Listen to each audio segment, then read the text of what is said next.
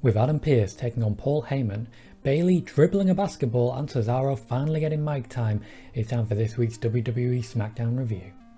Subscribe if you haven't, like if you can, and this week Roman Reigns and Paul Heyman opened the show as has become traditional. This time however there was an absence, felt quite strongly, that being Jey Uso. Uso would not appear all night and neither would Shinsuke Nakamura, interestingly. Roman is upset at Adam Pearce for escaping their planned Royal Rumble match. He's also upset because he's had to carry the entire company on his back for years.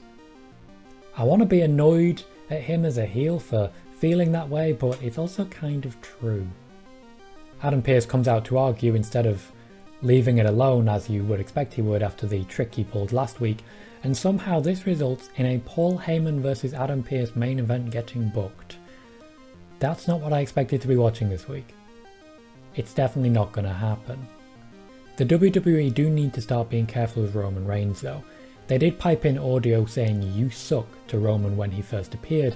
However, with fans coming back for WrestleMania, Roman Reigns might not be getting booed that much longer.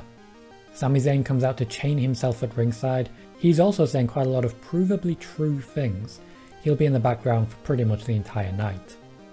Charlotte Flair and Asuka defend the Women's Tag Team Championships against the Riot Squad, and this match really has nothing to do with the four women actively competing in the ring. It's all about Billie Kay and her storyline. She unfortunately distracts at the wrong time and that results in Charlotte and Asuka getting the win, though I can't say it would have been unusual for them to get the win anyway. After this there was a backstage promo in which Billie Kay is essentially kicked out of the Riot Squad that she was never actually a part of. Daniel Bryan comes out in a very nice suit and talks up his chances of winning the Royal Rumble. As is typical in WWE, anyone who cuts a promo gets interrupted, and Daniel Bryan is no exception, so he's interrupted by Cesaro, who comes out and talks up his chances of winning the Royal Rumble. You might be thinking there's a Royal Rumble around the corner. This is one of the very rare occasions when Cesaro gets some actual mic time, and I think he does an incredible job with it. He is engaging with Sami Zayn, probably the only person who engages with Sami Zayn at all at ringside and actually uses the fact that he's there, and also makes references to his past career, including his debut when he was saying things in multiple languages, and his Andre the Giant Memorial Battle Royal win, one of two appearances that Andre the Giant's name makes during the show. Cesaro, however, is not interested in rolling the match back between Daniel Bryan last week. Instead, he puts out an open challenge to anyone already declared for the Royal Rumble. It is answered by Dolph Ziggler, who loses in quite short order. All of the matches were pretty short on SmackDown. It's a good moment for Cesaro and definitely teases a potential Royal Rumble win, but I also would have thought the same of Nakamura last week, and Nakamura wasn't even on TV this week, so it's hard to keep track. Sasha Banks beats up Reginald, who is a flippy boy. Apollo Crews gets an Intercontinental Championship match with Big E. It's a very short match, but quite intense, which Apollo Crews has been doing quite a lot recently, including last week against Sami Zayn. It doesn't go the distance and it doesn't go to a clean finish, or in fact any sort of finish, because Sami Zayn releases himself and attacks both men.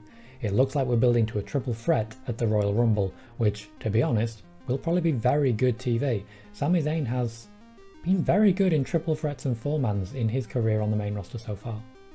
Kevin Owens films a selfie promo while wearing an Andre the Giant shirt in which he talks about his family and the fact that his grandparents' initials are on his knuckles, so when he punches you, they're punching you too. It really helps the parallels of family and how we're connecting in that way. Kevin Owens supposedly a positive vision of a family, whereas Roman Reigns is a negative vision of a family because Roman Reigns essentially dominates his whole family. Interesting.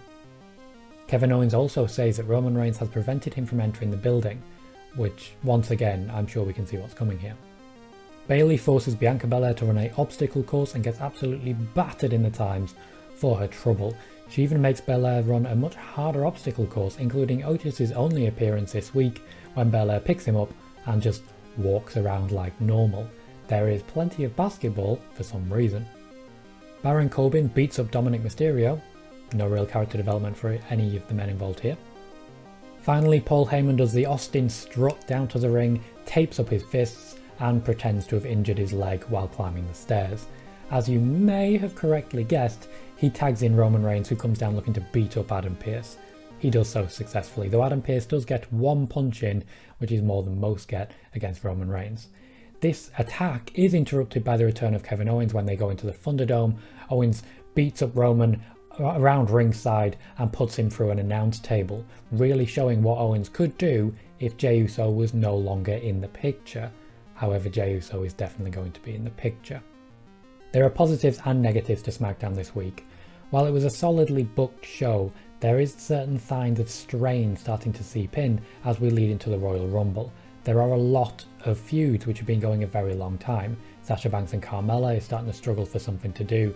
Bianca Belair and Bayley are starting to struggle for something to do. So they're being as inventive as possible and creative in keeping them apart, but for me it didn't quite hit the highlights.